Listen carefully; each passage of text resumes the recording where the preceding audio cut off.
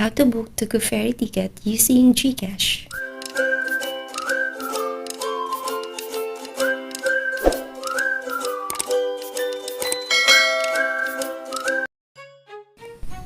First, i-search natin ang To Go Travel sa ating mobile browser. I-click natin dito ang unang link na lalabas. Dito sa homepage, punta ka sa bandang baba to start the booking. Click natin ang origin box para pumili kung saan tayo galing. For example, galing tayo ng Manila. Next destination kung saan tayo pupunta. For example, papuntang Butuan. Next is departure date. Dito tayo pipili ng ating travel date para sa ating destination. For example, March 13.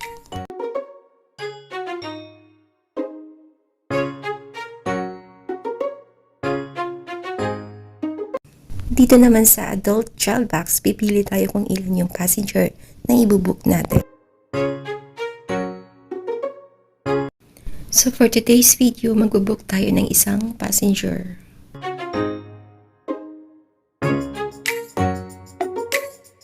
Okay, dito sa with insurance, may nakalagay sa baba na yes or no kung mag-a-avail ka ng insurance. So for today, hindi lang ako mag-avail ng insurance para walang additional add-on dun sa rate ng ticket. Okay, on this page, pipili na tayo ng ating accommodation.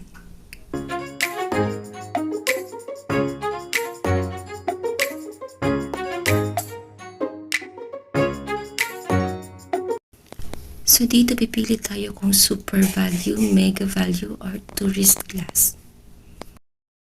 Information about the travel accommodations, ilalagay ko dito sa video description below kung ano yung kaibahan ng bawat accommodation nila. So for today, ang pinili ko ay yung super value class. Ito yung pinakamurang ma-avail mo na ticket. Total amount to pay natin is 1,541.19. Kasama na rin dito yung meals and link. I-click na natin yung continue para mag-proceed tayo sa passenger information.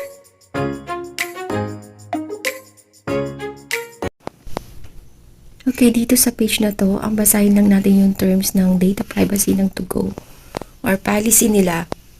And then, i-click natin I agree para mag-proceed. Dito na tayo mag-enter ng ating passenger details. Sundan lang natin kung ano yung required nilang information.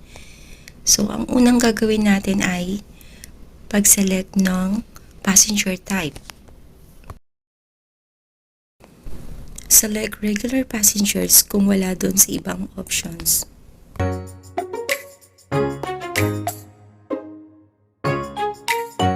Next, i-select natin ang municipality of destination.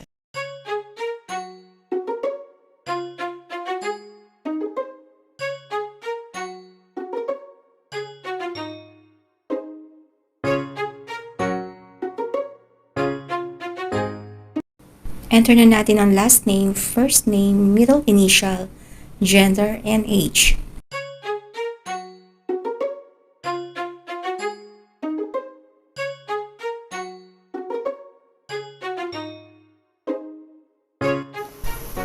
Kapag senior na yung passenger, ilagay natin dito yung OSCA ID number niya or senior ID number para maka-avail ng discount. Kapag tapos na, i-click lang natin ang continue to proceed.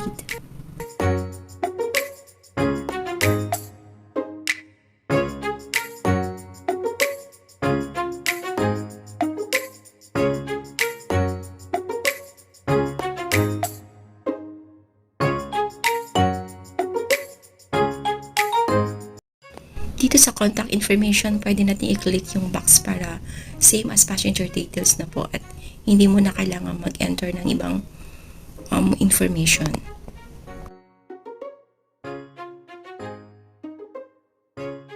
Maglalagay din tayo ng ating contact number and address dito sa contact information.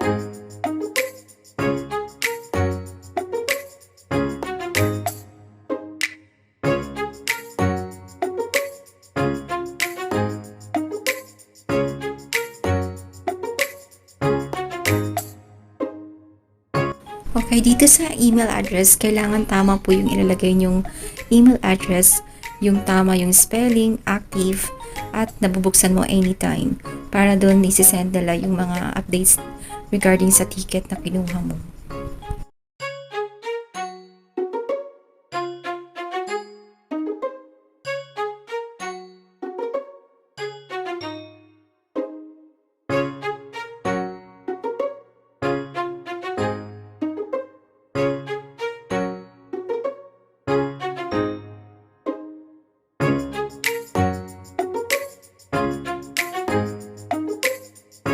So, dito na part na to, mayroong survey dito na short.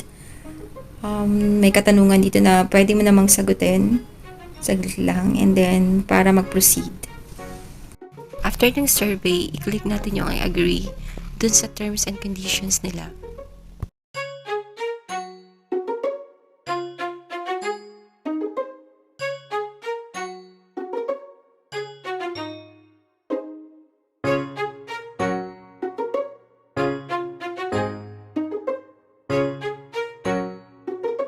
Then, click natin yung continue to proceed. Okay, next is online payment. Dito, pipili tayo ng mode of payment na gagamitin natin para bayaran natin yung ating ticket. Click mo lang yung circle na nasa payment channels para mag-proceed.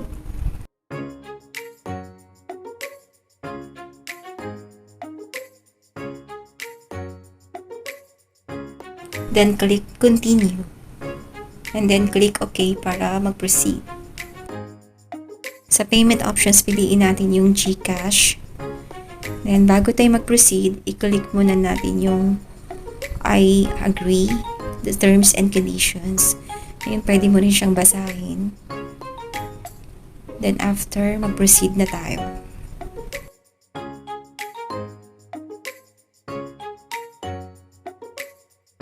Okay, next, click na natin yung continue sa bandang baba. Yan, para mag-direct ito sa ating Gcash account.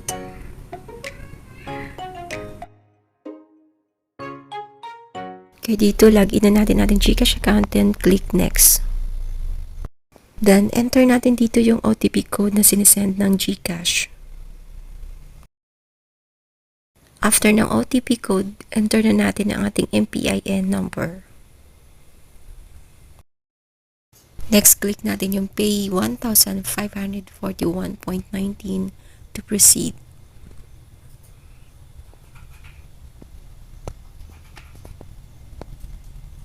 A few minutes after, meron ka na ma-receive na confirmation ng payment sa Gcash at meron ding lalabas na successful yung payment mo sa to go. Okay, dito na part, makikita mo dito yung confirm na yung booking na ginawa mo, and then screenshot mo po ito para meron po kayong proof payment. Then, check nyo po yung mga list ng valid IDs na pwede nyong i-present upon entry.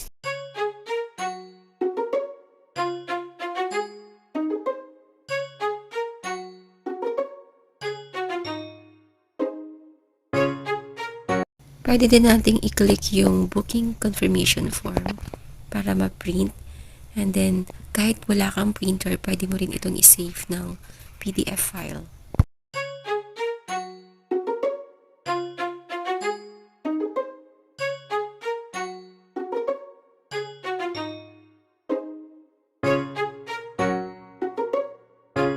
Click mo lang yung select a printer and then may lalabas po diyan na save as PDF. Then yun, makikita mo na yung file na yun dun sa iyong file manager. At the same time, meron ka rin namang makikitang email galing sa To Go Travel about sa confirmation ng iyong ticket. Ka-open mo yung email, may makikita kang link na nasa baba ng message. Pwede mo itong ma-print and pwede mo rin itong i-view. So ayun, tapos na tayo. Thank you for watching.